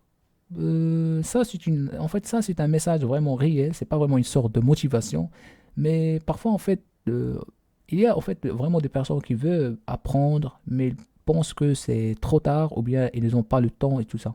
Non, c'est pas une question de temps, c'est pas une question de trop tard, même si tu es âgé ou bien en fait c'est une question de volonté. Est-ce que tu veux vraiment et réellement? Parce que le temps ça change rien, d'accord? Le temps c'est juste une innovation humaine, d'accord? Donc ce qu'il faut savoir c'est que tu peux apprendre toutes les choses à n'importe quel moment et quand tu veux. C'est une question de volonté.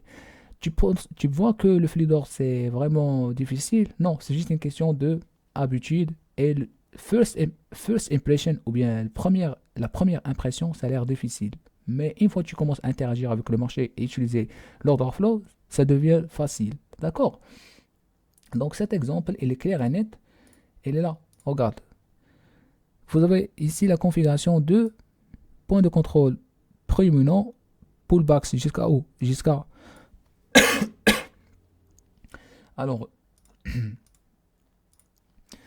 vous avez ici pullbacks jusqu'à haut, pullbacks rejection et puis point de contrôle prédominant et vous avez trapped sellers qui est là. Le marché monte jusqu'à haut. il monte jusqu'à là. On regarde tous ces déséquilibres d'achat piégés et puis vous avez rejection et point de contrôle prédominant. Donc, en fait, vous n'aurez pas besoin d'effectuer plusieurs trades. Un seul trade et c'est bon. Tu peux terminer ta session de trading ou même la semaine de trading avec un seul trade. C'est le choix des transactions, c'est le choix des configurations qui détermine la consistance d'un trader. Alors, mes chers traders, donc ça, c'est à peu près la partie finale, puisqu'on a expliqué 4 configurations, d'accord? Et puisque vous savez maintenant que plus vous avez des configurations, plus l'opportunité, ou bien les opportunités sur le marché apparaissent de plus en plus, d'accord? Mais la question de millions de dollars, est-ce que on doit utiliser toutes ces configurations? Donc, ma réponse ici, c'est oui. Vous devez utiliser toutes ces configurations, mais de manière intelligente.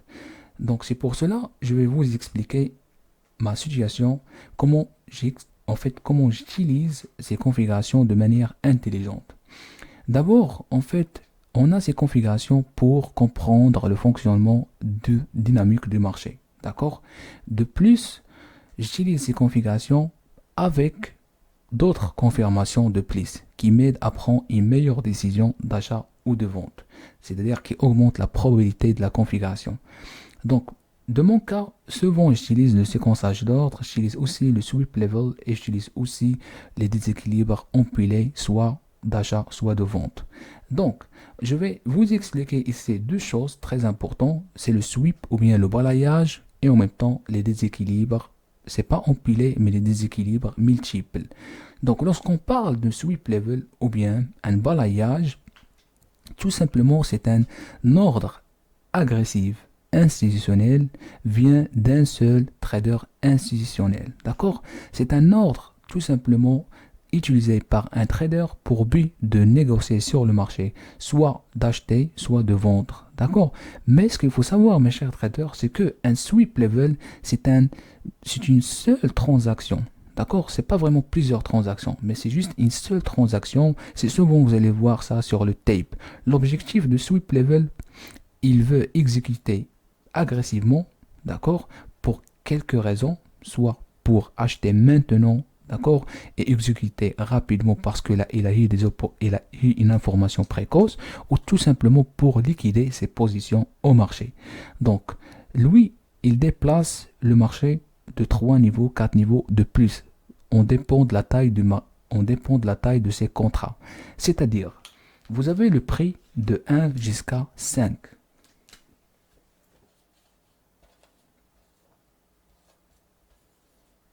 Donc, vous avez le prix de 1 jusqu'à 5. Et vous avez un sweep level, tout simplement, qui va exécuter 300 contrats au marché.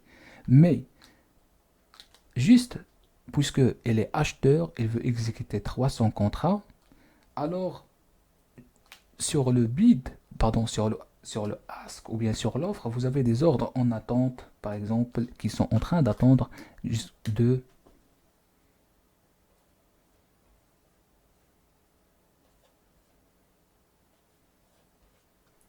Ok, donc vous avez des ordres en attente de 40, 30, 60 et 100. Donc, vous savez que le sweep level, il veut exécuter 300 contrats au marché. Du coup, lorsqu'il va exécuter au marché autant qu'un ordre acheteur au marché agressif, donc directement, il va balayer ces niveaux-là. Il va balayer le niveau 1, 40, il va avaler 40 contrats, il va avaler 30 contrats, il va avaler 60 contrats et il va avaler aussi 100 contrats. Pourquoi? Parce que tout simplement, elle a une taille de contrat de 300. Du coup, il va avaler tous ces contrats et comme ça, il va impacter le marché, il va déplacer le marché de 4 niveaux. Donc moi, j'utilise souvent le sweep level dans ces situations-là, lorsqu'on a vraiment une configuration comme point de contrôle prédominant avec delta divergence, et je rajoute le sweep level lorsqu'on a aussi iceberging avec sweep level, lorsqu'on a aussi trapped reversal, lorsqu'on a aussi pullback rejection, j'utilise le sweep level parce que c'est un ordre institutionnel et fiable. Donc, Le deuxième paramétrage, ce sont les déséquilibres. Donc, permettez-moi.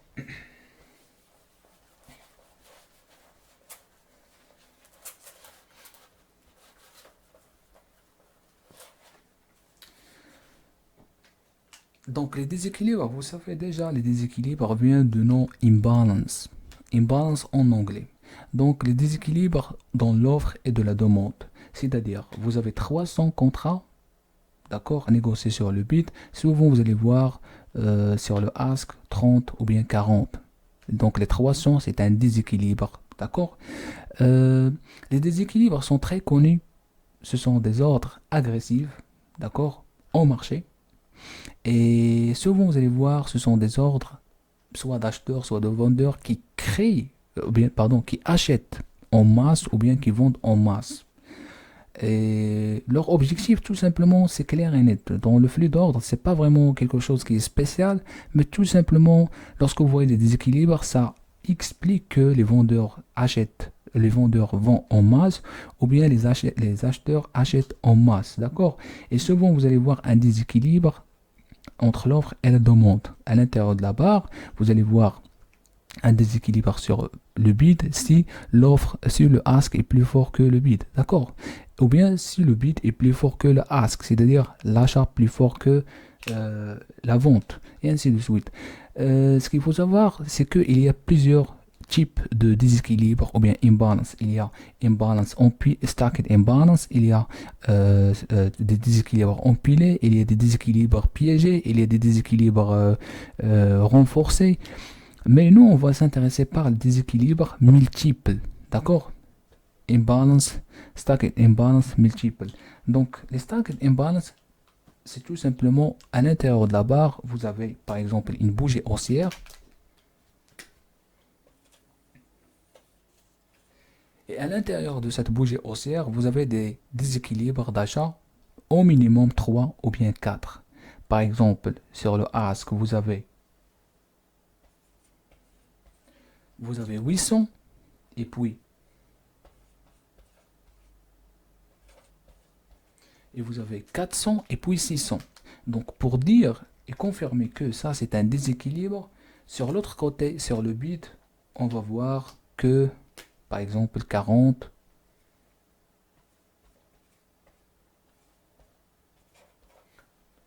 60 et puis 50.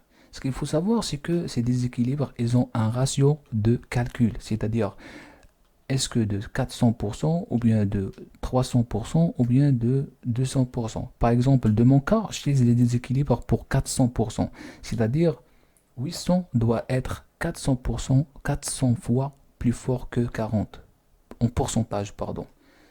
400 ici est plus fort en pourcentage, bien sûr, de 60. Et la même chose pour 600. La lecture de déséquilibre, ça se passe en mode diagonal. Donc moi, j'utilise les déséquilibres pour confirmer mes décisions d'achat ou de vente en utilisant ces configurations 4. POC et prédominant, pullbacks, rejection, iceberging, et puis dernière première configuration qu'on a expliquée, trapped reversal, soit pour achat, soit pour vente. Donc je vais montrer sur le graphique comment ça marche. Donc personnellement, je confirme mes décisions d'achat et de vente avec plusieurs choses. Donc je confirme mes décisions d'achat avec ce qu'on appelle balayage du marché ou bien sweep level. Donc zone où un gros trader balaye le marché, acheter ou vendre à travers plusieurs niveaux de prix en une seule transaction. Ça, c'est ce que j'appelle sweep. D'accord? Dans le footprint, vous pouvez voir ça. Donc regarde ici. Donc par exemple, vous avez ici un sweep level de combien? De 3 niveaux, de 4 niveaux.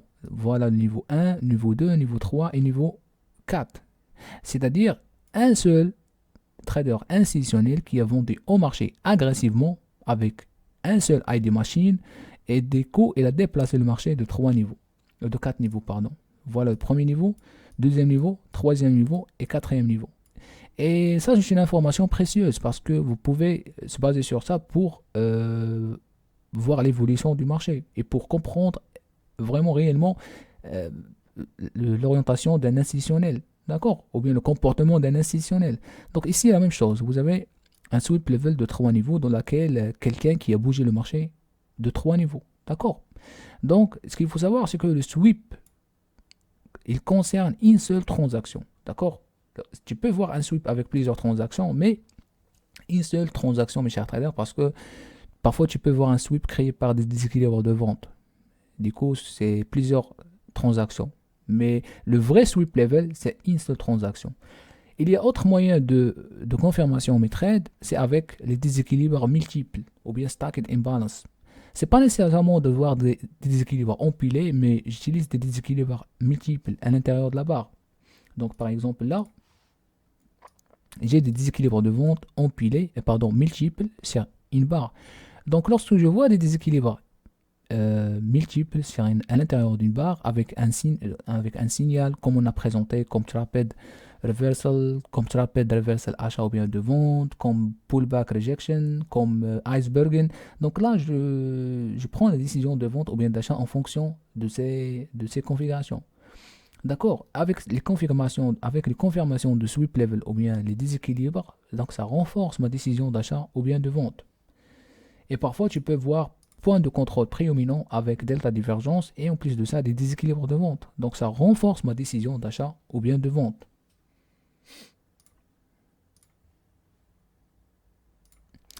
Donc, laissez le marché vous dire quand acheter ou vendre. Donc, chaque trader a accès aux mêmes informations. C'est la façon dont vous les utilisez qui fait la différence. D'accord?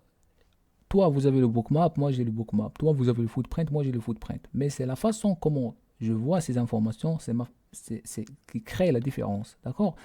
Donc, probablement, moi je prends des décisions au sens du prix. Mais toi, tu prends des décisions au contraire du prix. Donc, probablement, toi, tu décides en retard. Moi, je prends des décisions précocement. D'accord? Donc, c'est la façon dont vous utilisez qui fait la différence. Plutôt que d'essayer de deviner la direction future du marché, écoutez simplement ce que le marché vous dit sur la direction que cela va prendre. Tout simplement parce que parfois tu peux voir des traders surtout des traders price action, qui tracent des lignes haussières et vont te dire le marché va atteindre ce niveau de prix. Mais c'est bizarre parce qu'ils pensent que leur analyse c'est vrai. Et le problème c'est que tout le monde commence à faire la même chose. Alors ils oublient que le marché il est impacté d'abord par de plusieurs facteurs et à n'importe quel moment le marché peut changer son contexte principal. Donc c'est bizarre, franchement c'est bizarre. Donc par exemple là, donc regarde, le marché est en train de descendre, vous avez delta divergence, 29, 212, point de contrôle prédominant, déséquilibre d'achat, et puis, boum, le marché éclate. Point de contrôle de plus en plus haut, de plus en plus haut, de plus en plus haut, et puis, boum, le troupeau rejoint agit en dernier. 67, 353, 84, 80, tout ça, c'est des troupeaux. Ça peut être aussi des déséquilibres, ça peut être un institutionnel qui liquide ses positions. Et parce que parfois, ce qu'il faut savoir, c'est que parfois, l'institutionnel, en fait, l'institutionnel, ce qu'il fait, parfois, il voit que on a atteint vraiment un plus bas, et lorsque le marché commence à se renverser contre lui, donc il décide de sortir. Et les institutionnels, parfois, ils tordent. Attention, parce que parfois, ils vont ici. D'accord, ils vont ici, mais le, c'est-à-dire la tendance c'est limitée. C'est-à-dire c'est bon, on a atteint vraiment un prix inférieur et la capacité que le prix descend encore, c'est déjà limité. D'accord, puisque les prix sont inférieurs. Donc ce qui se passe lorsque le marché commence à se renverser contre lui, pour vraiment couvrir ses positions, il va tout simplement liquider ou bien sortir de ses positions de vente qu'il y a ici. D'accord, et puisqu'il est vendeur, il va commencer d'acheter. Et après, on commence à voir renversement de la tendance. Donc ici, la même chose. Regarde, vous avez tendance baissière, troupeau qui agit en dernier, le marché commence à monter, et puis vous avez 255 piégés, et puis 59, 24, et le marché continue à descendre. Ça, c'est ce qu'on appelle traped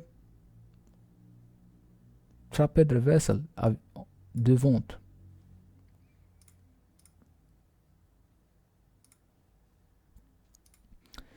Donc, il n'est pas nécessaire d'essayer de prédire l'avenir, il suffit de trader en fonction des informations dont vous disposez.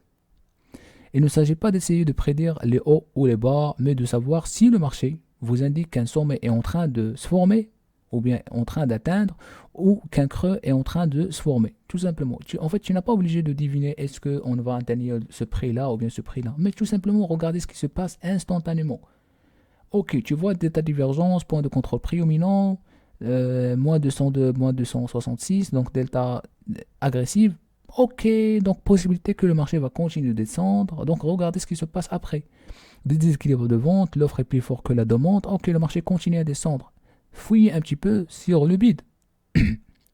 Le ratio, ok, on a rejection, donc suivez le marché. Donc trader dans le présent en fonction de ce qui se passe maintenant. Les gens, pas seulement les traders, essaient toujours de prédire l'avenir. En fait, tu peux parler à quelqu'un, même si c'est pas un trader, tu es en train de parler avec lui d'un match de football et il va te dire, je pense que l'équipe 1, il va gagner. Mais comment tu sais ça? Alors que l'équipe 2 est déjà très fort. Mais pour savoir ça, tu vas voir ça à partir du match, lorsqu'il commence. Et après, tu vas voir les performances de chaque équipe. D'accord? Mais tu vas voir beaucoup de gens, ils pensent de cette manière, dans plusieurs situations. Donc, les gens, pas seulement les traders, essaient toujours de prédire l'avenir. Sur quoi vous devriez vous concentrer? C'est le présent, le moment actuel. Donc, cela nous ramène au point que nous venons de mentionner, trader en fonction de ce que le marché vous dit. Malheureusement, dans le trading, deux transactions ne se déroulent pas exactement de la même manière. Ça, c'est ce qu'il faut savoir. En fait, parfois, tu peux prendre une décision basée sur un big order, d'accord, un institutionnel qui liquide ses positions, d'accord, et parfois, tu peux prendre des décisions basées sur des limit orders, c'est-à-dire des traders qui ont l'intention d'acheter et qui exécutent pour lever les offres. Donc, deux transactions ne sont pas identiques. Les prix ne sont pas identiques, deux transactions ne sont pas identiques. Il ne faut pas considérer le trade de la même manière. D'accord? La prochaine fois, tu as pris delta divergence. Ok, deuxième fois, tu as pris delta divergence, mais ce n'est pas nécessairement considéré delta divergence de la même manière. Ça peut être cette fois-ci delta divergence avec POC prédominant. Donc ici, regarde. Ça, c'est un exemple de POC prédominant avec single print le 9, dernier acheteur qui a acheté, le marché est en train de descendre, et regarde là, point de contrôle prédominant. Oui, on a point de contrôle prédominant, mais regarde ici. Ici, on a baissé avec combien de volume? 2299. Ici, on a monté combien de volume? 649. Donc, ça reste une question d'interprétation de ce mouvement. Ici, on comprend que, puisque la tendance est baissière, dominée par les vendeurs, ce mouvement, c'est juste prise de profit. Alors la tendance va continuer. Et puis on commence à voir le troupeau qui agit en dernier. Toujours comme ça.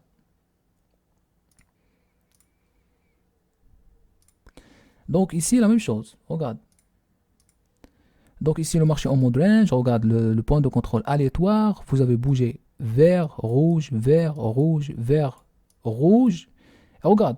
Pourquoi tu n'as pas pris la cassure qui est là? Pourquoi tu n'as pas pris la cassure qui est là? Effectivement, on a 44, 265, single print, et puis volume important. Ok. Après, le marché vient de faire pullbacks, ou bien vient d'intégrer la zone de valeur ici. On a 4, et puis cette fois-ci, regarde. On a sorti avec petit volume 480, mais le prochain mouvement, boum. 2225, 1111 de delta. Et regarde tous ces déséquilibres, 360, 360, 500, 119 et ainsi de suite. Et ça, c'est un déséquilibre piégé. Trapped sellers. Du coup, en fait, selon toi, est-ce que tu oses prendre décision d'achat ici? Personnellement, oui. Parce que je comprends que ça, c'est un mouvement institutionnel de trader long terme qui a commencé le mouvement. D'accord? Donc, tu peux de ne pas prendre la décision, mais regarde, 2225, delta 1111, déséquilibre, 500, 300, est-ce qu'on est à la fin du mouvement? Non, on est au début de la tendance. C'est ça en fait c'est ça vraiment le sens du prix. aller au sens du prix, prendre le trade en fonction de contexte du marché, au sens du prix. On sort de la zone, ok, cassure faible, 480, mais cette fois-ci, boum, avec un volume très important. Donc pas de panique. Ici, en fait il faut acheter ici. Il faut acheter il faut vraiment acheter sans hésitation. Donc, configuration de trading de flux d'ordre en pourcentage élevé. Ok, nous voulons tous des transactions à pourcentage élevé. Car c'est par là que les traders gagnent leur argent. Pour ce faire, vous devez commencer à rassembler les éléments d'analyse de flux d'ordre afin de pouvoir tirer parti de ce qui se passe juste devant vous. Donc, ma manière, comment je obtiens comment j'obtiens des pourcentages des configurations élevées, tout simplement lorsque je rassemble plusieurs configurations. Par exemple, là, vous avez configuration reversal 279, 279, delta divergence, point de contrôle prédominant et déséquilibre d'achat. Donc ça, c'est une configuration intéressante pour moi, dans laquelle représente plusieurs confirmations. D'accord? Effectivement, le marché atteint un nouveau plus bas, mais cette fois-ci, on a contacté un niveau de liquidité important et on a delta divergence avec point de contrôle prédominant et en plus de ça, déséquilibre d'achat. Et regardez la réaction du marché, ça c'est un beau trade déjà. Ça c'est un beau trade déjà. Donc regarde la réaction du marché, il est en train de monter jusqu'à où? Jusqu'à les séquençages d'ordre qui est là.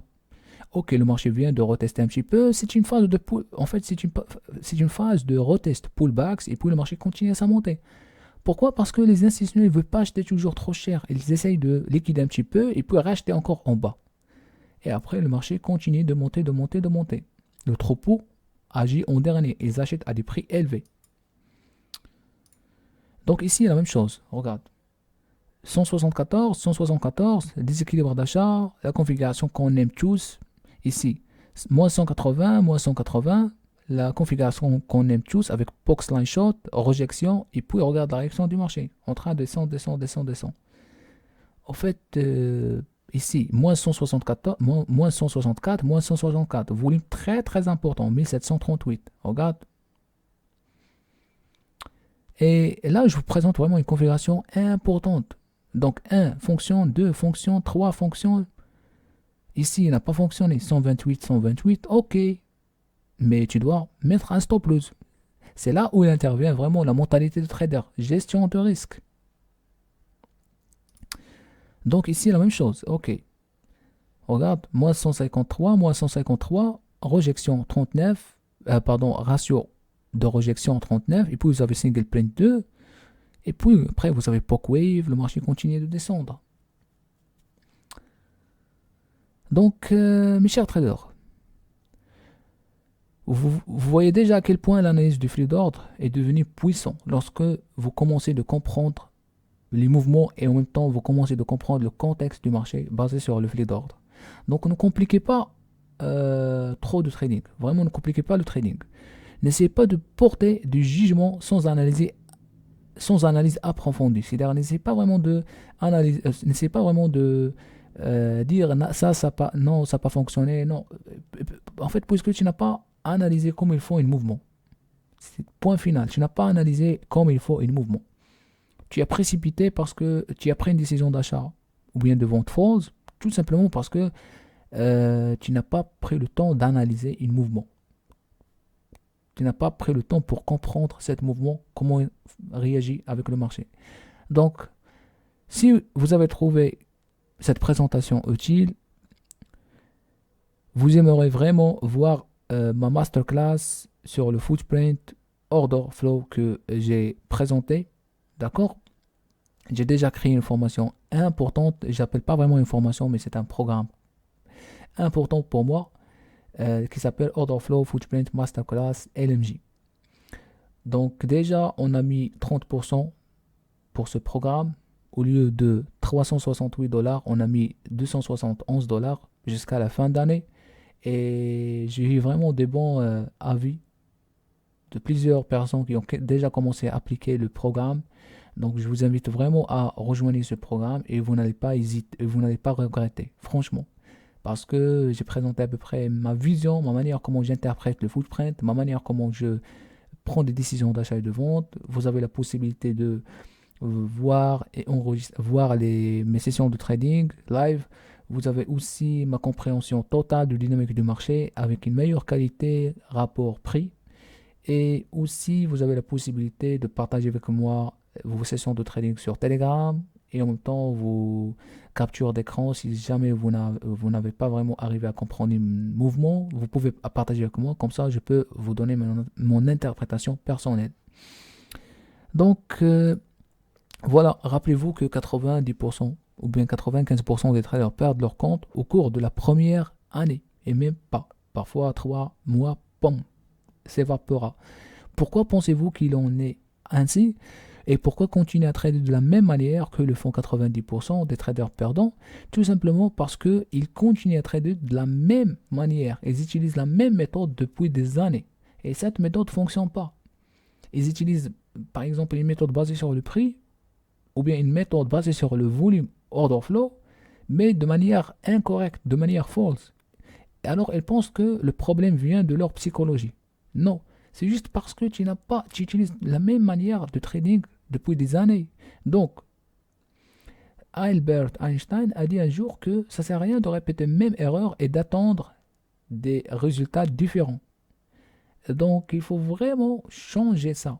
Changer ça et aller au next level. Tout simplement. Donc, pour clôturer, mes chers traders, arrêtez de jeter votre argent par les fenêtres. Je vous remercie, je vous souhaite vraiment une belle année de 2025. Merci d'avoir regardé cette présentation. Merci beaucoup.